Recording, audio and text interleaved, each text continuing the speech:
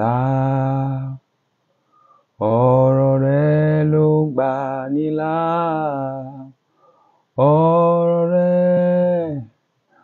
Ọ̀rọ̀ rẹ̀ Jésù, ọ̀rọ̀ rẹ̀ ló gbà ní là. Ọ̀rọ̀ rẹ̀ ló wò nísàn. Ọ̀rọ̀ rẹ̀ ló wò nísàn. Ọ̀rọ̀ rẹ̀ Jésù, ọ̀rọ̀ rẹ̀ ló wò nísàn. Ọ̀rọ̀ rẹ̀ yóò gbé wa ga. Ọ̀rọ̀ rẹ̀ yóò gbé wa ga, Olúwa. Ọ̀rọ̀ rẹ̀ Jésù, ọ̀rọ̀ rẹ̀ yóò gbé wa ga. A kí wa káàbọ̀ sí orí ètò ẹ̀kọ́ Bíbélì ní èdè Yorùbá níbikíbi tẹ́ bá ti ń gbọ́ wa lórílẹ̀-èdè àgbáyé. A dúpẹ́ lọ́wọ́ Ọlọ́run tó fún wa ní àǹfààní láti rí ọjọ́ 29 nínú oṣù kẹfà, sátidé tó gbẹ̀yìn nínú oṣù kẹfà ọdún 2024. Kì í ṣe nípa ipá tàbí agbára, ṣùgbọ́n àánú Ọlọ́run la rí gbà. Ká tó bẹ̀rẹ̀ ètò ẹ̀kọ́ Bíbélì ní àṣálẹ́ yìí, ẹ jẹ́ kí a gbàdúrà. Bàbá ayérayé, a gbé orúkọ yín ga. A ṣe yín lọ́ba torí pé ẹ ò yí padà. A ṣe yín lọ́ba torí pé ẹ̀yin lọ́lọ́run wa. Ẹ ṣeun torí pé nínú yín ni wíwà láàyè wa wà, ní rírìn wa wà, ìgbésẹ̀ wa wà. Ọlọ́run, ẹ gba ọpẹ́ wa. Fún gbogbo àwọn ọmọ yín tí ń gbọ́ wa ní àṣálẹ́ lórí ayé wọn, Olúwa ẹ gba ọpẹ́ wa. Olúwa ẹ gba ìyìn wa. Ní àṣálẹ́, ẹ jẹ́ kí orúkọ yín kí ó di yín lógo. Ẹ gba gbogbo ògo. Ẹ bá wa sọ̀rọ̀. À ń sọ̀rọ̀ nípa ètò Ọlọ́run fún ènìyàn. Ẹ fún wa ní oore ọ̀fẹ́ láti mọ ètò yín fún ènìyàn. Ọlọ́run, ògo ni fún orúkọ yín. Jésù Kristi Olúwa wa. Àmín. Ẹ kí hallelujah. Inú wa dùn láti rí yín ní àṣálẹ́ yìí, níbikíbi tẹ́ bá ti ń gbọ́ wa lórílẹ̀-èdè àgbáyé. Ètò ẹ̀kọ́ Bíbélì ló tún wá sí etí ìgbọ́ wa lẹ́ẹ̀kan sí ní ọ̀sẹ̀ yìí. A dẹ̀ gbàgbọ́ wípé ní àṣálẹ́ Ọlọ́run yóò bá wa sọ̀rọ̀ rẹ̀ ní orúkọ Jésù Kristi. A ó máa tẹ̀síwájú níbi tí a ti parí ní ọ̀sẹ̀ tó kọjá. Fún ìgbà díẹ̀ sẹ́yìn báyìí a ti ń sọ̀rọ̀ nípa ètò Ọlọ́run fún ènìyàn. A dẹ̀ ti ṣe àgbéyẹ̀wò oríṣiríṣi nǹkan lábẹ́ àkòrí ètò Ọlọ́run fún ènìyàn. Ní pàápàá jùlọ ní àṣálẹ́ náà, a ó dẹ̀ tẹ̀síwájú láti ṣe alábàápín nínú ohun tí Ọlọ́run ní fún wa. Mo dẹ̀ gbàgbọ́ wípé Ọlọ́run tí àwa bá yóò bá wa sọ̀rọ̀ ní orúkọ Jésù Kristi. Ní ọ̀sẹ̀ tó kọjá la sọ̀rọ̀ nípa àpẹẹrẹ àwọn ènìyàn tó fi ayé wọn jì láti gbé ayé wọn gẹ́gẹ́ bí ètò Ọlọ́run fún ayé wọn. A dẹ̀ ti ṣe àpèjúwe oríṣiríṣi àwọn ènìyàn nínú Bíbélì bí Ọlọ́run ti ṣe ràn wá lọ́wọ́. A ti sọ̀rọ̀ nípa Ábúráhámù, a ti sọ̀rọ̀ nípa Ísákì. A wá bẹ̀rẹ̀ sí sọ̀rọ̀ nípa Jósẹ́fù, ṣùgbọ́n torí àkókò wa àti àwọn nǹkan kan la fi tètè parí ní ọ̀sẹ̀ tó kọjá. Ní ọ̀sẹ̀ yìí a ó tẹ̀síwájú nípa ayé Jósẹ́fù. Ara àwọn nǹkan tá a dẹ̀ sọ tàbí yẹ̀wò nípa ayé Jósẹ́fù, Bíbélì sọ fún wa láti inú ìwé Jẹ́nẹ́sísì orí 15 ẹsẹ̀ 13 sí ẹsẹ̀ 14. Bíbélì jẹ́ kó fi wá wípé Ọlọ́run, nígbà tí Ọlọ́run ṣe ìlérí fún baba ńlá baba Jósẹ́fù tí í ṣe Ábúráhámù, Ọlọ́run sọ wípé ìgbà kan yóò wá tí òun yóò mú àwọn ọmọ rẹ̀ lọ sí ilẹ̀ ìgbèkùn, sí ní ilẹ̀ kan. Ọlọ́run ò dárúkọ ìlú náà nígbà yẹn, ṣùgbọ́n ìgbà tí a rí bí nǹkan ṣe máa ṣe, a rí pé Egypt ni ibẹ̀ jẹ́. Ìdí tí a dẹ̀ rí wípé eléyìí jẹ́ ètò Ọlọ́run fún ènìyàn. Ẹni tí òye ò bá yà wò pé báwo ni Ọlọ́run ṣe máa ní ètò fún àwọn ọmọ Ábúráhámù láti lọ ṣe oko ẹrú ní ìlú bòmíì. Irú Ọlọ́run wo lélẹ̀? Ṣùgbọ́n ọ̀nà àrà lọ́lọ́run gbà ṣiṣẹ́ rẹ̀. Ọlọ́run dẹ̀ ní ìdí tó fi ń ṣe ohun gbogbo. A wá rí wípé ó ní ìdí tí Ọlọ́run fi pèsè 400 ọdún yẹn sílẹ̀ fún àwọn ọmọ Ísírẹ́lì láti lọ gbé nílẹ̀ Íjíbítì. A rí wípé ìdí tí Ọlọ́run fi pèsè rẹ̀ sílẹ̀ ni wípé kí Ọlọ́run kí ó lè pa wọ́n mọ́ kúrò nínú ìyàn. Ọlọ́run ti mọ̀ pé ìyàn kan yóò wá sí orílẹ̀ ayé tí yóò sì pa oríṣiríṣi ìran. Tí bá ṣe pé a ò rí àkàwé rẹ̀ ní Bíbélì, mo gbàgbọ́ wípé ọ̀pọ̀lọpọ̀ orílẹ̀-èdè ní ìyàn ìgbà yẹn yóò mú kúrò lórílẹ̀ ayé. Ló fi di wípé Ọlọ́run wá rán Jósẹ́fù lọ láti lọ rè pèsè ilẹ̀ Íjíbítì sílẹ̀ fún àwọn ọmọ Ábúráhámù láti wà láyé kí ìyàn yẹn kí ó má bàa mú wọn lọ. A dẹ̀ tún rí wípé a dẹ̀ tún máa rí bá ó ṣe máa kẹ́kọ̀ọ́ wípé ìdí tí Ọlọ́run fi mú irú ètò yìí wá fún àwọn ọmọ Ábúráhámù ni wípé Ọlọ́run fẹ́ kí wọ́n lọ sílẹ̀ ìlérí pẹ̀lú ohun gbogbo, pẹ̀lú ohun ìní tó pọ̀. A dẹ̀ rí wípé irú ẹ̀ ṣẹlẹ̀ nígbà tí àwọn ọmọ Ísírẹ́lì kúrò nílẹ̀ Íjíbítì. A wá rí wípé báwo ni a rí wípé Jósẹ́fù fúnra rẹ̀, kì í ṣe pé bí a rí kà ní Bíbélì wípé onígbà kan wà, bí àgbà kan wà tí Ọlọ́run sọ fún, tó pè kalẹ̀, tó sọ fún wípé wàá lọ di igbákejì ààrẹ nílẹ̀ Íjíbítì. A ò rí bẹ́ẹ̀, a ò rí ní Bíbélì, a ò rí kà bẹ́ẹ̀. Ṣùgbọ́n a rí wípé nípa pé ó ń gbé ìgbé ayé ìgbọ́ràn, nípa àwọn ẹ̀kọ́ tí àwọn bàbá rẹ̀ ti kọ́ nípa Ọlọ́run, tó mọ bá a ṣe ń gbé ayé, bí a ṣe ń hùwà, òun ló fi di wípé ó ṣe kòńgẹ́ ètò Ọlọ́run fún ayé rẹ̀. Bẹ́ẹ̀ ni, a dẹ̀ rí pé ní ọ̀sẹ̀ díẹ̀ sẹ́yìn mo sọ fún wa wípé ìdí tí Rèbékà fi wọnú ìran tí Ọlọ́run yàn gẹ́gẹ́ bí àwọn ènìyàn rẹ̀, tó fi di wípé ó jẹ́ kan lára àwọn mọ̀lẹ́bí wọn, kì í ṣe torí pé ó mọ Ọlọ́run yẹn. Mo ní ìdí tó fi ṣe bẹ́ẹ̀ ni wípé ó kàn jẹ́ ọmọ tó jẹ́ wípé ó ṣe ìgbọ́ràn sí ẹ̀kọ́ táwọn bàbá rẹ̀ ti kọ́. Ó jẹ́ ọmọ tó lẹ́kọ̀ọ́. Òun ló fi di pé nígbà tó pàdé Eliezer tó jẹ́ ìránṣẹ́ Ábúráhámù, tó fi bá pọnmi, tó fi bá ṣe gbogbo yẹn, mo sọ wípé kì í ṣe pé ó mọ Ọlọ́run, torí pé ó kàn jẹ́ ẹni tó ní ìwà rere ni. Torí náà ti rí wípé Rèbékà fúnra rẹ̀ ó wọnú ètò Ọlọ́run fún ayé rẹ̀, fún ìran ènìyàn, nípa Ábúráhámù, nípa pé ó ṣe ìgbọ́ràn sí kíni, ó ṣe ìgbọ́ràn sí àwọn ẹ̀kọ́ tí bàbá rẹ̀ ti kọ́. A dẹ̀ rí pé Jósẹ́fù náà bíi pé ó ṣe ìgbọ́ràn sí àwọn ẹ̀kọ́ Ọlọ́run tí àwọn bàbá rẹ̀ ti kọ́, tí wọ́n ti sọ fún pé báyìí la ṣe ń ṣe, àìpurọ́, àìjalè. Ló fi di wípé gẹ́gẹ́ bí ọmọ Ọlọ́run, tí àwa náà tá bá lè fi ara balẹ̀, tí a dẹ̀ ń ṣe ìgbọ́ràn sí àwọn ìkìlọ̀ tí Ọlọ́run ti fi lélẹ̀ nínú Bíbélì, àti àwọn ìtọ́ni tí Ẹ̀mí Mímọ́ ń fi fún wa, torí pé a jẹ́ ọmọ májẹ̀mú tuntun. Bí sọ wípé gbogbo àwọn tí a bá fi pasẹ̀ ẹ̀mí dárí là ń pè ní ọmọ Ọlọ́run. Torí náà ẹ̀mí Ọlọ́run lè darí wa. Àwọn ìkìlọ̀ àti àwọn ẹ̀kọ́ni nínú Bíbélì náà ó dẹ̀ lè darí wa láti gbé ayé. Torí náà tá bá ṣe ìgbọ́ràn sí, a máa rí wípé tí Ọlọ́run kò bá sọ ètò rẹ̀ fún wa ní dojúdojú, pé nǹkan báyìí, pé báyìí ló ṣe máa ṣẹlẹ̀ sí, tá bá lè ṣe ìgbọ́ràn sí àwọn òfin wọ̀nyẹn, kò sí bí a ò ṣe ní wọnú ètò Ọlọ́run fún ayé wa. Òun pé Ọlọ́run yóò ràn wá lọ́wọ́. A wá rí nínú ìwé Genesis orí 37 ẹsẹ̀ 1 sí ẹsẹ̀ 4. Màá bá wa fi sí orí fọ́nrán. Genesis orí 37 bẹ̀rẹ̀ láti ẹsẹ̀ 1 sí ẹsẹ̀ 4. Ẹ̀kẹ́ hallelujah. Bíbélì jẹ́ kó fi yé wa wípé Jákọ́bù ń gbé ilẹ̀ Kénáánì. A sì rí wípé Bíbélì wípé níbi tí àwọn bàbá rẹ̀ ti ṣe àtìpó. Ẹsẹ̀ 2 wípé àkọsílẹ̀ ìran Jákọ́bù nìyí. Jósẹ́fù jẹ́ ọmọ ọdún 17. Ìyẹn túmọ̀ sí pé Jósẹ́fù tá à ń sọ̀rọ̀ nípa rẹ̀, ọ̀dọ́ léńjeléńje ni, ọmọ ọdún 17 ni. Bíbélì ni ó sì ń bá àwọn arákùnrin rẹ̀ tọ́jú agbo ẹran.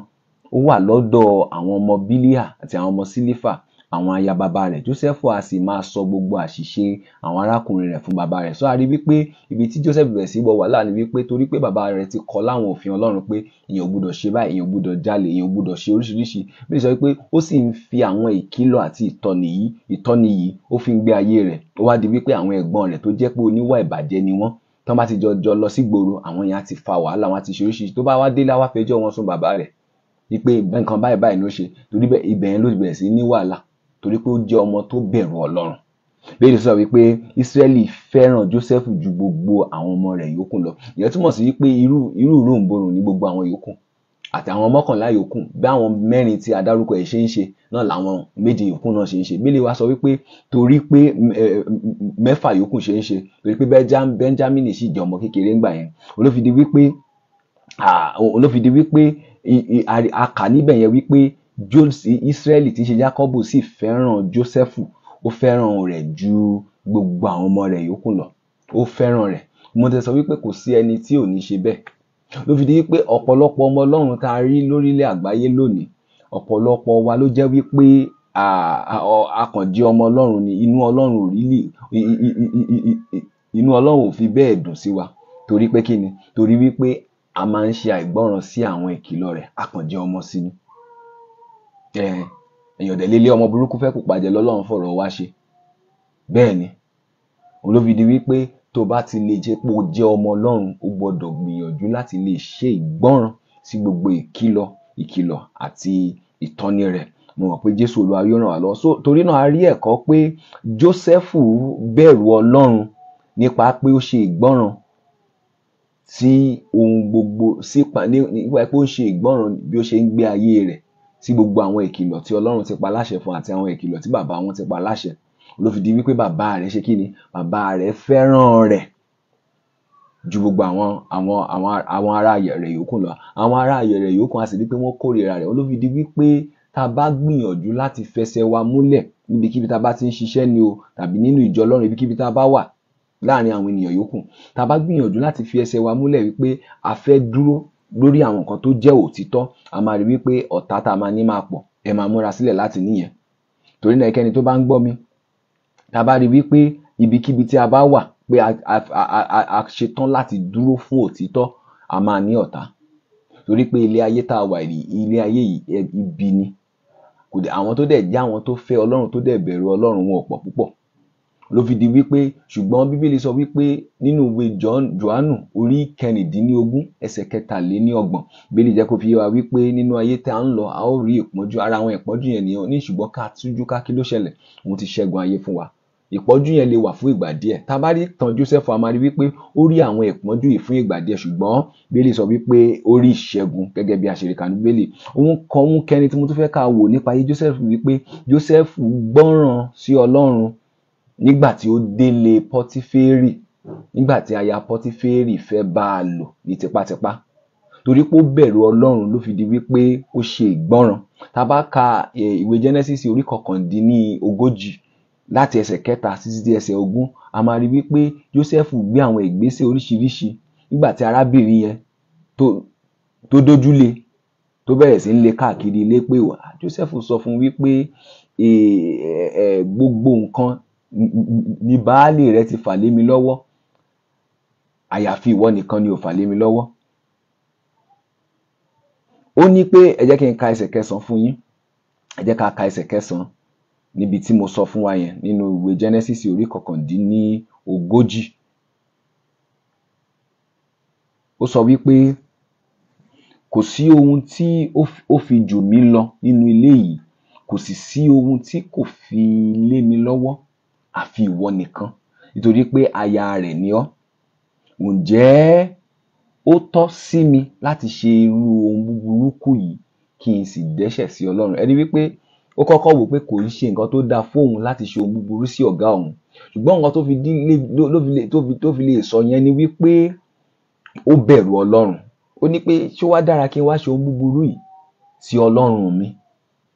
Torí pé ó bẹ̀rù Ọlọ́run. Ẹ máa rí pé ìbẹ̀rù Ọlọ́run yìí ní ọkàn rẹ̀ ló ń jẹ́ kó lè ṣe ìgbọ́ràn sí Ọlọ́run tá à ń rí.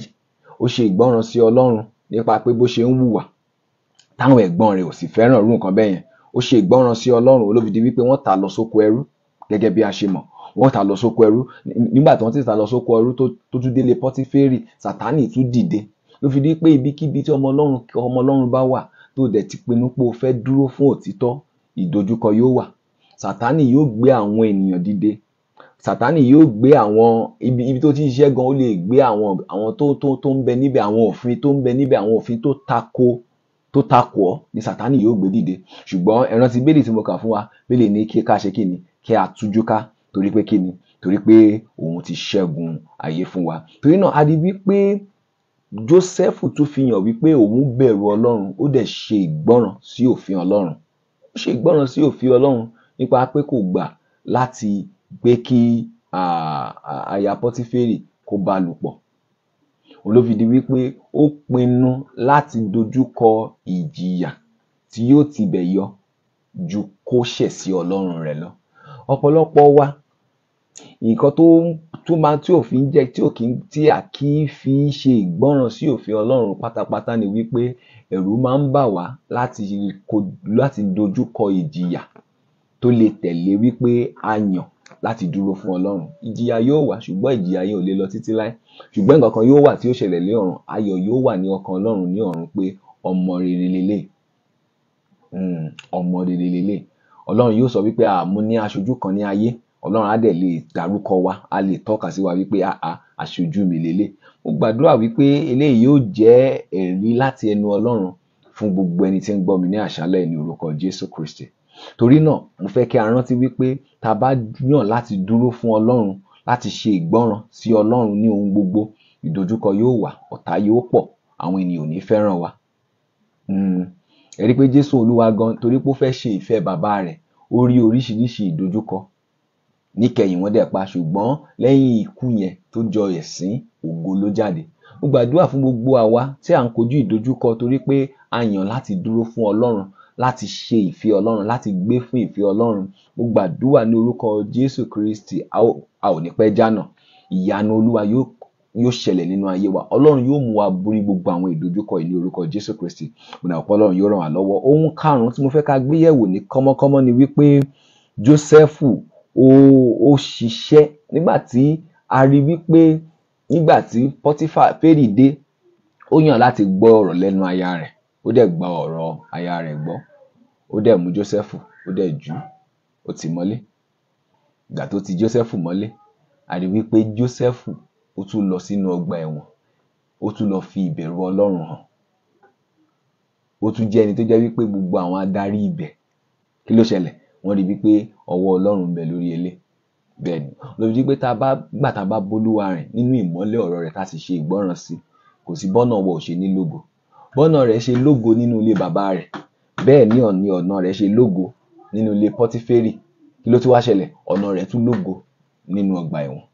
Bí ó sọ pé nígbà tó dé ọgbà ẹ̀wọ̀n, tá bá kà láti orí 19 ìwé Genesis yẹn, láti orí 20 sí orí 23, láti orí 20 sí orí 23, màá fẹ́ kí a kà ní kánmọ́kánmọ́ bí a ó ṣe máa tẹ̀síwájú. Ẹ̀kẹ́ hallelujah. Bíbélì wípé ó sì sọ Jósẹ́fù sínú ọgbà ẹ̀wọ̀n. Ta ló sọ Jósẹ́fù sínú ọgbà ẹ̀wọ̀n yẹn o?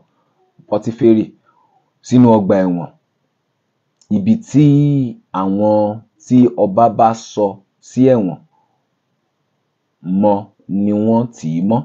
Bíbélì sọ wípé ṣùgbọ́n Olúwa wà pẹ̀lú Jósẹ́fù. Gbogbo làálàá tó ń là kọjá yẹn, torí pé òun dúró fún ìfẹ́ Ọlọ́run, mo fẹ́ kó mọ̀ dájú wípé kí ni?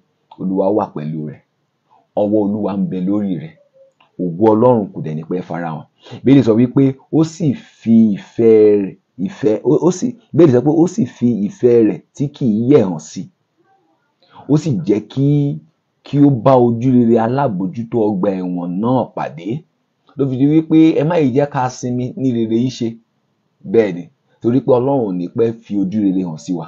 Bíbélì sọ pé ó bá ojú rere ẹni tó jẹ́ alábòjútó ọgbà ẹ̀wọ̀n yẹn, ó bá a pàdé. Nítorí pé kí ni? Ó gbọ́ràn sí Ọlọ́run, ó bẹ̀rù Ọlọ́run, ó dẹ̀ ń ṣe ìfẹ́ Ọlọ́run. Bíbélì ní alábòjútó náà sì fi Jósẹ́fù ṣe olùdarí gbogbo àwọn tí wọ́n wà ní ẹ̀wọ̀n. Ohunkóhun tí Jósẹ́fù bá sọ ni wọ́n ń ṣe. Bíbélì sọ pé alábòjútó ọgbà ẹ̀wọ̀n náà kì í fi nǹkan lé Jósẹ́fù lọ́wọ́ kí ó tún bìkítà fún mọ́. Ó ti mọ̀ wípé yóò ṣe ni nítorí pé Olúwa wà pẹ̀lú Jósẹ́fù. Ohunkóhun tí ó bá ṣe, Olúwa ń jẹ́ kí ó yọrí sí rere. Torí náà, ibikíbi tí wọ́n ti ń kóná mọ́ ẹ níbi iṣẹ́ yín yẹn, ìdí tí mi ò fẹ́ kí o rò wípé Ọlọ́run ò wà pẹ̀lú rẹ. Ọlọ́run wà pẹ̀lú rẹ. Bẹ́ẹ̀ ni, wàá dẹ̀ rí wípé ohun gbogbo tó bá bẹ̀rẹ̀ sí ṣe yóò bẹ̀rẹ̀ sí já sí àṣeyọrí. Eléyìí tí wọ́n fẹ́ kó o ní ìjákulẹ̀ yẹn, o ò lè nírú rẹ̀. Àwọn fúnra wọn ni ó ní ìjákulẹ̀. Torí pé kí ni? Ọlọ́run ń bá ẹ ṣiṣẹ́. Tí Ọlọ́run bá dẹ̀ dùn sí ẹ tó ń bá ẹ ṣiṣẹ́, ta wá ní ènìyàn? Ta ni ènìyàn? Ta ni ènìyàn? Òun ló fi di wípé ọwọ́ Ọlọ́run ń bẹ lórí tani? Lórí Jósẹ́fù. Ìgbà tó tún dọ́gba ẹ̀wọ̀n, a tún rí wípé ọwọ́ Ọlọ́run ń bẹ lórí rẹ̀. Ohun gbogbo tó dẹ̀ dáwọ́lé ló yọrí sí rere. Mo gbàdúrà fún ẹni tó ń gbọ́ mi ní àṣálẹ́ pé ohun gbogbo tá bá dáwọ́lé, gbogbo rẹ̀ pátá ni yóò yọrí sí rere ní orúkọ Jésù Kristi. Torí náà a rí wípé Ọlọ́run tún bá Jósẹ́fù ṣiṣẹ́ nínú ọgbà ẹ̀wọ̀n. Ẹ jẹ́ ká wo ohun kẹfà. Ohun kẹfà ni wípé a rí wípé nígbà tí ó wà ní ọgbà ẹ̀wọ̀n yẹn, a rí wípé tó dẹ̀ ń ṣe ìgbọ́ràn sí Ọlọ́run, ẹ̀bùn tí Ọlọ́run fún nípa àti lálàá. Nígbà tá a kọ́kọ́ bẹ̀rẹ̀ sí kà láti orí 23, a rí wípé kì í ṣe wípé Jósẹ́fù ò tíì máa túmọ̀ àlá, ṣùgbọ́n bó ṣe ń dàgbà sí ní bíbá Ọlọ́run rẹ̀, la rí wípé ẹ̀bùn yẹn náà bẹ̀rẹ̀ sí dàgbà sí. Bàtà wá rí pé ó dé ọgbà ẹ̀wọ̀n, la rí wípé Ọlọ́run ti jẹ́ kí ẹ̀bùn tó nìyẹn dàgbà débi pé kí ni? Ó lè túmọ̀ àlá. ló fi di wípé ohun kékeré tí Ọlọ́run fi lé ọ lọ́wọ́ yẹn, tó bá ṣe olóòótọ́ sí, tó ò ṣe màgòmágó, wàá rí wípé yóò di ńlá. Bẹ́ẹ̀ ni, okòwò kékeré yẹn, owó kékeré tó fi bẹ̀rẹ̀ okòwò yẹn, tó bá jẹ́ olóòótọ́ lótìtọ́, ìpè tí Ọlọ́run ti fi fún ọ yẹn, tó bá jẹ́ olóòótọ́ sí nǹkan tí Ọlọ́run ti fi fún ọ yẹn, àwọn ọmọ ìjọ bí àwọn ojú mẹ́ta lọ, tó bá jẹ́ olóòótọ́ sí wọn láti ṣiṣẹ́ ìránṣẹ́, àkókò láti lọ kọ́ wọn lọ́rọ̀ Ọlọ́run, ó ti débẹ̀ kan tó débẹ̀, ó ti ṣe oríṣiríṣi, wàá rí wípé láìpẹ́ láì jìnà, wàá rí wípé gbogbo rẹ̀ yóò di ńlá. Torí náà a rí wípé ẹ̀bùn kékeré tó bẹ̀rẹ̀ nínú ayé Jósẹ́fù yẹn ó di ńlá. Ó di ńlá, ó bẹ̀rẹ̀ sí ń lè túmọ̀ àlá fún àwọn ènìyàn. Ló fi wá di wípé nípa pé ó jẹ́ olódodo sí ẹ̀bùn yẹn náà, torí pé òun náà sin ẹ̀bùn yẹn, ó lò ó dáadáa fún ògo Ọlọ́run. Ló fi di pé tí Ọlọ́run bá fún ọ ní ẹ̀bùn tó ò dẹ̀ lò fún ògo rẹ̀, láìpẹ́ láì jìnà ẹ̀bùn yẹn yóò lọlẹ̀. Ló fi di pé ọ̀pọ̀lọpọ̀ àwa rí pé ẹ̀bùn yẹn ò ṣiṣẹ́ mọ́ dáadáa, àwọn á lọ sọ́dọ̀ Sátánì láti lọ wá agbára. A rí wípé ẹ̀bùn kékeré tí Jósẹ́fù níyẹn ó dẹ̀ dàgbà, ó di ńlá. Ló fi di wípé àwọn méjì tí ó jẹ́ pé ara àwọn òṣìṣẹ́ ọba tán wá sí ọgbà ẹ̀wọ̀n, la dẹ̀ rí wípé nípa pé ó jẹ́ ènìyàn rere náà ló bá wọn lò lórí wípé kí ló ṣe àwọn arákùnrin. Bíbélì sọ wípé ó dẹ̀ túmọ̀ àlá wọn fún wọn. Lẹ́yìn ọ̀rẹyìn bó ṣe sọ gẹ́lẹ́ náà lórí, bó ṣe ṣe kí ni, bó ṣe sọ gẹ́lẹ́ náà lórí. Torí náà a rí wípé ìgbọ́ràn rẹ̀ ó jẹ́ kí ẹ̀bùn yẹn kó di ńlá. Nígbà tí ẹ̀bùn yẹn dẹ̀ di ńlá, ó dúró nínú ìgbọ́ràn, ó dúró di Ọlọ́run nínú ìgbọ́ràn. Tá a bá lè dúró di Ọlọ́run nínú ìgbọ́ràn, àlùyọ yóò wá ní ọjọ́ kan. Ló fi di wípé nígbà tá a wá dé Genesis orí 41, tá a bá ka gbogbo orí yẹn, a rí wípé ọba fúnra rẹ̀ wá lálàá. Torí náà ẹ̀bùn tó pè ní kékeré yẹn, tó rò pé ṣé ẹ̀bùn yìí àwọn méjì péré mò ń kọrin fún, àwọn méjì péré mò ń wàásù fún, tó bá lè dúró de Olúwa nínú ìgbọ́ràn àti ìṣòdodo sí ẹ̀bùn yẹn, tó dẹ̀ ń sin Ọlọ́run, Ọlọ́run yóò jẹ́ kó di ńlá. Jósẹ́fù tó túmọ̀ àlá fún àwọn tó jẹ́ ẹrú ọba, ọmọ ọ̀dọ̀ ọba, Bíbélì sọ wípé ó dìgbà kan tó jẹ́ wípé ọba fúnra rẹ̀ nílò ìtumọ̀ àlá. Bíbélì sọ wípé Ọlọ́run dẹ̀ ṣe tó jẹ́ wípé kò sí ẹnikẹ́ni tó lè túmọ̀ àlá yẹn nílẹ̀ Íjíbítì. Òun ló fi di wípé ìmọ́lẹ̀ wá tàn sí ọ̀nà Jósẹ́fù. Mo gbàdúrà fún ẹnìkan tó ń gbọ́ mi ní orúkọ Olúwa, ìmọ́lẹ̀ yóò tàn sí ọ̀nà rẹ̀. Ẹ̀bùn tó ní tó kéré yẹn, ìgbà tí ìmọ́lẹ̀ Ọlọ́run bá tàn sí, tọ́lọ́run ṣetán láti polongo rẹ̀, má polongo ara rẹ o. Má polongo ara rẹ. Mo fẹ́ sọ lẹ́ẹ̀kan sí, níbikíbi tí Ọlọ́run bá fi ọ́ sí, mo fẹ́ sọ lẹ́ẹ̀kan sí, níbikíbi tí Ọlọ́run bá fi ọ́ sí, jẹ́ kí oore ọ̀fẹ́ Ọlọ́run ó polongo rẹ̀. Má lo ọ̀nà àlùmọ̀kọ́rọ́ yí láti polongo ara rẹ̀, kì í ṣe ìfẹ́ Ọlọ́run nìyẹn fún ọ. Jósẹ́fù ò lo ọ̀nà àlùmọ̀kọ́rọ́ yí, oore ọ̀fẹ́ Ọlọ́run tó ń bẹ nínú ayé ẹ̀ ló polongo rẹ̀. Lọ́jọ́ kan ó dẹ̀ dúró níwájú àwọn ọba. Mo mọ̀ wípé tí wọn náà tó bá sin Ọlọ́run lótìítọ́ àti lódodo, tó ò lo ọ̀nà àlùmọ̀kọ́rọ́ yí láti polongo ara rẹ̀, oore ọ̀fẹ́ Ọlọ́run yóò polongo rẹ̀, ìmọ́lẹ̀ rẹ̀ yóò sì tàn ní orúkọ Jésù Kristi. Ẹ ṣe àmín. Torí náà a rí wípé ọba nílò láti wá Jósẹ́fù rí. Ìgbà tí ọba wá Jósẹ́fù rí, Bíbélì sọ wípé ó sì ṣe kí ni, ó sì sọ ìtumọ̀. Ẹ jẹ́ ká ka díẹ̀ nínú ìwé Genesis yẹn, Genesis orí 41, Genesis orí 41. Tá a bá ń sọ̀rọ̀ nípa ìtàn nípa Jósẹ́fù, ó jẹ́ ìtàn tó yẹ kó lè gbà wá ní ọ̀pọ̀lọpọ̀ ọ̀sẹ̀, ṣùgbọ́n ká má bàa dá wa ní agara la fi ń bà á tètè. Bíbélì sọ wípé nígbà tí ọba pè wá, tí ó sì sọ àlá náà, tó sì sọ gbogbo rẹ̀, bẹ́ẹ̀ sọ pé ó bẹ̀rẹ̀ sí sọ ìtumọ̀ rẹ̀ fún ọba. Ọba dẹ̀ rí wípé nǹkan tí Jósẹ́fù ń sọ, ọgbọ́n ń bẹ níbẹ̀. Ó wá ní ìmọ̀ràn náà dá lójú Fáráò ní ẹsẹ̀ 37. Bíbélì ní ìmọ̀ràn náà dára ní ojú Fáráò àti àwọn ìránṣẹ́ rẹ̀. Ọba sọ fún àwọn ìránṣẹ́ rẹ̀ pé ǹjẹ́ a lè rí irú ọkùnrin yìí, ẹni tí ẹ̀mí Ọlọ́run gbé inú rẹ̀. Ṣé rí pé ọba gan mọ̀ pé ẹ̀mí tó ń gbé inú eléyìí yàtọ̀.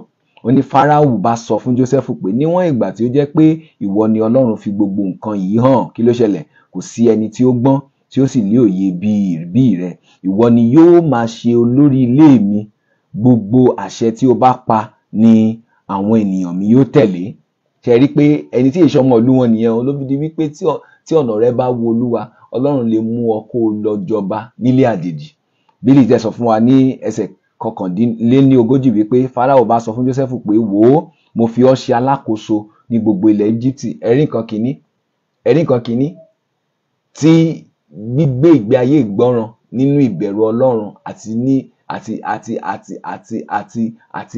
gbígbé nínú ètò Ọlọ́run fún ayé wa lè mú wá. Bíbélì sọ pé ní ọjọ́ kan a máa ka oríṣiríṣi nǹkan tí Ọlọ́run mú wá fún lẹ́yìn tó ti dúró fún ọ̀pọ̀lọpọ̀ ọdún. Nǹkan kìíní wípé kíni, ó di alákòóso, ó di igbákejì nílẹ̀ Íjíbítì. Bíbélì ní Fáráò bọ́ òrùka ìdìdí ọwọ́ rẹ̀, ó bọ́ ọ fún Jósẹ́fù. Kí ló ṣe? Ó sì tún fi sí lọ́rùn. Àwọn yẹn jẹ́ pé àwọn àfihàn pé èèyàn jẹ́ olórí nìyẹn. Pé Fáráò ní kí Jósẹ́fù gun ọkọ̀ ogun rẹ̀ kejì. Ṣẹ̀rí nǹkan. Bíbélì ní Fáráò tún sọ fún pé ní ẹsẹ̀ 40 ó ní, èmi ni Fáráò, ẹnikẹ́ni kò gbúdọ̀ ṣe ohunkóhun ní ilẹ̀ Íjíbítì láì jẹ́ pé ó fọwọ́ sí. Ṣẹ̀rí àṣẹ. Kí ló wá ṣẹlẹ̀? Bíbélì sọ pé ó tún fún ní ìyàwó. Bíbélì lẹ́yìn náà ó sọ fún Jósẹ́fù, ó sọ Jósẹ́fù ní orúkọ Íjíbítì kan, orúkọ náà ní Sẹfínátì. Ó sì fi Asénátì ọmọ Pọ́tífẹ́rà, kí ló ṣe fún un láti ṣe aya. Ó gba ipò. Nípa pé ó gba ipò yẹn, ó nílé. Olófìdí wípé o lè ṣiṣẹ́ fún 20 ọdún tó dẹ̀ ń ṣiṣẹ́ yẹn ní òtítọ́, ilé lè má jáde. Bẹ́ẹ̀ ni, ilé lè má jáde, o lè má lè ráyè kọ́lé. Àwọn ẹgbẹ́ rẹ yòókù ti lè lo ọ̀nà àlùmọ̀kọ́rọ́yé láti kọ́lé. Má ṣe bẹ̀rù, má ṣe bẹ̀rù. Ọjọ́ kan ń bọ̀ tí Ọlọ́run yóò jẹ́ kí gbogbo rẹ̀ kí ó dára fún wọn. Ṣé rí pé Jósẹ́fù, tá bá rí Jósẹ́fù níbẹ̀ yẹn, pé Jósẹ́fù fún ọ̀pọ̀lọpọ̀ bí ọdún 13 nínú ayé rẹ̀ kò rí nǹkan kan kó jẹ, inú ọgbà ẹ̀wọ̀n ló wà. Ṣùgbọ́n ní ọjọ́ kan, ní ọjọ́ kan ó rí ipò gbà, ó di olórí nílẹ̀ Íjíbítì, ó gba ìyàwó. Kí ló tún ṣe? Ó rí ilé, torí kò sí bí wọ́n ṣe ní fún ní ilé. Ó ní ọkọ̀ ní ọjọ́ kan, ó ní ohun gbogbo tó ní, ó ní ọrọ̀ ní ọjọ́ kan. Ló fi di wípé tó bá lè ṣe ohun gbogbo tí Ọlọ́run fi lé ọ lọ́wọ́, iṣẹ́ tí Ọlọ́run fi lé ọ lọ́wọ́ tó ń ṣe yẹn, iṣẹ́ ìjọba àbí iṣẹ́ tara rẹ, tó bá lè ṣe ní òtítọ́, mo lè fi dá ọ lójú pé ọjọ́ kan Ọlọ́run lè mú ohun gbogbo yẹn wá ní ọjọ́ kan. Ọlọ́run lè ṣe fún ọ ní ọjọ́ kan. Ọlọ́run ti ṣe fún àwọn ènìyàn. Èmi gan tí mo bá yín sọ̀rọ̀ yìí gan pẹ̀lú, Ọlọ́run ti ṣe fún mi ní ọ̀pọ̀lọpọ̀ ìgbà. Tó jẹ́ pé láàárín nǹkan tó yẹ kí n tẹ́ pé bí ó lè gbà mí ní ọdún 10 láti ṣe tàbí ọdún 15 láti ṣe, láàárín ìgbà péréte nípa títẹ̀lé ètò Ọlọ́run fún ayé mi, Ọlọ́run dẹ̀ ṣe fún mi. Lẹ́yìn Ọlọ́run yóò ṣe jù bẹ́ẹ̀ lọ fún ìwọ náà ní orúkọ Jésù Kristi. Torí náà a rí ní àṣálẹ́ yìí wípé ìgbọ́ràn sí òfin Ọlọ́run, kì í ṣe pé ó mọ ètò Ọlọ́run fún ayé rẹ̀ tẹ́lẹ̀, pé Ọlọ́run sọ fún tẹ́lẹ̀ pé yóò di igbákejì nílẹ̀ Íjíbítì, Ọlọ́run sọ fún. Ṣùgbọ́n ó kàn ṣe ìgbọ́ràn sí òfin Ọlọ́run ló fi di wípé Jósẹ́fù kópa nínú ètò Ọlọ́run láti mú àwọn ọmọ Ísírẹ́lì, láti pa wọ́n mọ́ kúrò nínú ìyàn tó yẹ kó pa wọ́n rẹ́. A dẹ̀ rí wípé nǹkan kejì ni wípé ó tún wá pèsè wọn sílẹ̀ láti lè lọ sí ilẹ̀ ìlérí tí Ọlọ́run ti ṣèlérí fún bàbá wọn. Ó dẹ̀ tún pèsè ohun gbogbo ìní tán nílò fún wọn, ó tún fi lé wọn lọ́wọ́ láti lè lọ fi ṣe rere nílẹ̀ ìlérí tí Ọlọ́run ti pèsè sílẹ̀ fún wọn. Torí náà a rí wípé ìgbé ayé Jósẹ́fù oríṣiríṣi ẹ̀kọ́ ló ń bẹ níbẹ̀. Torí náà nǹkan tí mo fẹ́ sọ fún wa ká tó lọ láyé àṣálẹ́ ni wípé tá a bá ń ṣe rere, ẹ má jẹ́ ká ṣíwọ́ iṣẹ́ rere ń ṣe. Bẹ́ẹ̀ ni, torí pé èrè ń wà fún. Bíbélì sọ wípé èmi ń bọ̀ kánkán, èrè mi sì ń bẹ pẹ̀lú mi láti san fún oníkálùkù gẹ́gẹ́ bí iṣẹ́ ọwọ́ rẹ̀. Ìyẹn sọ lẹ́ẹ̀kan sí Bíbélì wípé èmi ń bọ̀ kánkán, èrè mi sì ń bẹ pẹ̀lú mi láti san fún oníkálùkù gẹ́gẹ́ bí iṣẹ́ ọwọ́ rẹ̀. Ṣiṣẹ́ rere Ọlọ́run yóò kà mọ́ ọ lọ́wọ́ tàbí iṣẹ́ ibi. Wo ayé rẹ wò lónìí, wo iṣẹ́ tó ń ṣe yẹn wò lónìí, wo iṣẹ́ ìránṣẹ́ rẹ wò lónìí. Ṣé ò ń ṣe ní ọ̀nà òtítọ́ àti ọ̀nà òdodo? Torí pé ọjọ́ ń bọ̀ ní Olúwa wí. Mo mọ̀ pé Ọlọ́run yóò ràn wá lọ́wọ́, ògo Ọlọ́run yóò sì buyọ ní ayé wa ní orúkọ Jésù Kristi. Ní àṣálẹ́ òní a dúpẹ́ lọ́wọ́ Ọlọ́run tí Ọlọ́run ti bá wa sọ̀rọ̀ nínú ọ̀rọ̀ rẹ̀. A dẹ̀ rí wípé Jósẹ́fù rí èrè gbà lọ́dọ̀ Ọlọ́run torí pé ó dúró de Olúwa. Bíbélì sọ nínú ìwé orin Dáfídì, ó ní dídúró, èmi dúró de Olúwa, ó tẹ́tí sí mi, bàbá sì gbọ́ ẹ̀bẹ̀ mi. Ó mú mi jáde láti inú ìparun jáde wá. Torí náà ẹnikẹ́ni tó bá dúró de Olúwa, tó bá wà nínú ìsàlẹ̀ ilẹ̀ gan, láìpẹ́ láì jìnnà Ọlọ́run yóò mú ọjà gbangba. Màá fẹ́ kí o gbàdúrà níbi tó bá ti ń gbọ́ mi pé Olúwa ràn mí lọ́wọ́ láti lè gbégbé ayé tó wù ọ́. Ẹ̀bẹ̀ Ọlọ́run. Olúwa ẹ ràn mí lọ́wọ́ láti lè gbégbé ayé tó wù ọ́. Oore ọ̀fẹ́ láti lè gbégbé ayé òtítọ́ àti ìgbé ayé òdodo níbikíbi tí Ọlọ́run fi mí sí, ẹ fi fún mi. Iṣẹ́ tí ẹ fi fún mi yẹn, iṣẹ́ ìránṣẹ́ tí ẹ fi fún mi yẹn, oore ọ̀fẹ́ láti lè gbégbé ayé òtítọ́ àti gbégbé ayé òdodo, Ọlọ́run ẹ fi fún mi kí ẹ sì ràn mí lọ́wọ́. Ọlọ́run ògo ni fún orúkọ yín. Jésù Kristi Olúwa wa. Máa fẹ́ kó gbàdúrà wípé Olúwa, polongo rẹ, jẹ́ kí oore ọ̀fẹ́ rẹ kí ó polongo mi fún gbogbo àwọn tó nílò ẹ̀bùn tí ẹ̀yin Ọlọ́run ti fi fún mi. A rí wípé Ọlọ́run polongo Jósẹ́fù láàrin ọjọ́ kan, ó dẹ̀ rí ohun gbogbo tó yẹ kó ṣiṣẹ́ fún, bí a yóò gbà ní 50 ọdún kó tó lè rí gbogbo yẹn kó jọ. Ọlọ́run dẹ̀ kó gbogbo rẹ̀ jọ fún. Gbàdúrà pé Olúwa, jẹ́ kí oore ọ̀fẹ́ rẹ kí ó polongo mi. Ògo ni fún orúkọ Ọlọ́run ní òkè ọ̀run. Jésù Kristi Olúwa wa. Àmín. Bàbá ayérayé, a gbé orúkọ yín ga. Àṣeyín lọ́ba àwọn ọba torí pé ò yí padà. Jésù Olúwa, ẹ gbà ọpẹ́ wa. A dúpẹ́ lọ́wọ́ yín fún ọ̀rọ̀ yín tó jáde pẹ̀lú agbára ní àṣálẹ́ òní àti gbogbo àwọn ẹ̀kọ́ tí ẹ ti jẹ́ ká kọ́. Mo gbàdúrà oore ọ̀fẹ́ láti lè ṣe ìgbọ́ràn sí ìkìlọ̀ yín, sí òfin yín, sí ìlànà yín, sí ìtọ́ni yín. Ọlọ́run ẹ fi fún wa. Gbogbo etí tó ń gbọ́ mi ní àṣálẹ́, ẹnikẹ́ni tó bá ń bẹ nínú wàhálà, mo gbàdúrà kí ọwọ́ Ọlọ́run, ọwọ́ agbára Ọlọ́run kí ó yọ ọ́ jáde. Ẹnikẹ́ni tó ń bẹ nínú òkè ìṣòro, kí ọwọ́ Ọlọ́run, ọwọ́ agbára Ọlọ́run kó yọ ọ́ jáde. Ẹnikẹ́ni tó ń bẹ nínú ìjàmbá, mo gbàdúrà kí ọwọ́ Ọlọ́run kí ó fi àánú hàn fún ọ. Mo gbàdúrà ní orúkọ Jésù Kristi, gbogbo òkè ìṣòro níwájú rẹ, mo sọ wọ́n di pẹ̀tẹ́lẹ̀ ní orúkọ Jésù Kristi. Mo gbàdúrà fún wa bá a ṣe ń lọ sínú oṣù tuntun yìí ní orúkọ tó ju gbogbo orúkọ lọ. Bí a ṣe ń lọ sínú oṣù tuntun tó jẹ́ oṣù keje, oṣù July, mo gbàdúrà a ó bá àánú Ọlọ́run pàdé. Ògo Ọlọ́run yóò bùyọ nínú ayé wa. Ẹwà Ọlọ́run yóò bùyọ nínú ayé wa. Ohun gbogbo tó le, Ọlọ́run yóò jẹ́ kó rọ̀ fún wa. Gbogbo ilẹ̀kùn tó ti tì, Ọlọ́run yóò ṣí wọn fún wa. Gbogbo ọ̀nà tó ti dí, Ọlọ́run yóò lànà fún wọn. Ọlọ́run ògo ni fún orúkọ yín torí pé ẹ̀yin lẹ̀ ń jọba. Ẹ ò yí padà. Ògo ni fún orúkọ Ọlọ́run ní òkè ọ̀run. Jésù Kristi Olúwa wa. Àmín. A dúpẹ́ lọ́wọ́ Ọlọ́run fún àǹfààní tó fi fún wa ní àṣálẹ́ láti kẹ́kọ̀ọ́ nínú ọ̀rọ̀ rẹ̀. Àǹfààní la rí gbà láti lè mú ọ̀rọ̀ Ọlọ́run tọ̀ yín wá, kì í ṣe torí pé a yẹ ju ẹnikẹ́ni lọ, ṣùgbọ́n a rí àánú gbà àti oore ọ̀fẹ́ gbà. A dẹ̀ dúpẹ́ lọ́wọ́ Ọlọ́run pé ó mú wa láyé láti inú ìjọ Ìràpadà House CCG Tabernacle of Grace ìlú Àkúrẹ́ ni a ti mú ọ̀rọ̀ yìí wá bá yín. Ẹni tó sì ń bá wa sọ̀rọ̀ ni olùṣọ́ àgùntàn Dámilọ́lá John Abégúndé. A dúpẹ́ lọ́wọ́ yín fún ìfarabalẹ̀ yín. Ẹ̀yin Ọlọ́run, mo dẹ̀ fẹ́ kí ẹ fi àdúrà, kí ẹ fi ràn mí lọ́wọ́. Ọ̀la ni yóò jẹ́ ọdún 5 tí mo ṣe ìgbọ́ràn láti fi iṣẹ́ tí mo ń ṣe sílẹ̀ láti lọ rí bẹ̀rẹ̀ iṣẹ́ Ọlọ́run ní ẹ̀kúnrẹ́rẹ́. Ọ̀la ni yóò jẹ́ ọdún 5. Ọ̀la náà dẹ̀ tún jẹ́ ọjọ́ ìbí mi. Torí mo fẹ́ kí ẹ gbàdúrà fún mi, kí ẹ fi àdúrà ràn mí lọ́wọ́ pé kí Ọlọ́run kí ó dì mí mú, kí ògo rẹ̀ kí ó sì máa búyọ sí. Inú mi yóò sì dùn tí ẹ bá lè ṣe bẹ́ẹ̀. Ọlọ́run yóò sì ràn wá lọ́wọ́. Ẹ ṣé púpọ̀. Fún gbogbo àwọn tó ti bá wa ṣiṣẹ́ ní abẹ́lẹ̀ tí a ò lè rí, gbogbo àwọn tó ti bá wa, gbogbo nǹkan tá à ń rí tó ń bá wa fi sórí fọ́nrán, a dúpẹ́ lọ́wọ́ yín. Àti gbogbo ẹ̀yin tẹ́ ń fi ọ̀rọ̀ ránṣẹ́ sí wa láti fi gbà wá níyànjú, láti fi ràn wá lọ́wọ́. A dúpẹ́ lọ́wọ́ yín. Àti gbogbo ẹ̀yin tẹ́ ń fi àtìlẹ́yìn hàn fún wa. Mo gbàdúrà wípé ní orúkọ Jésù Kristi, ọwọ́ Ọlọ́run yóò tẹ̀síwájú láti máa gbé wa fò, láti máa gbé wa sáré. Bá ṣe ń wọnú oṣù keje lọ, a ò ní mọ ibi, a ò ní rí ibi. Ẹ ṣé púpọ̀. Àlàáfíà. Ó dàbọ̀.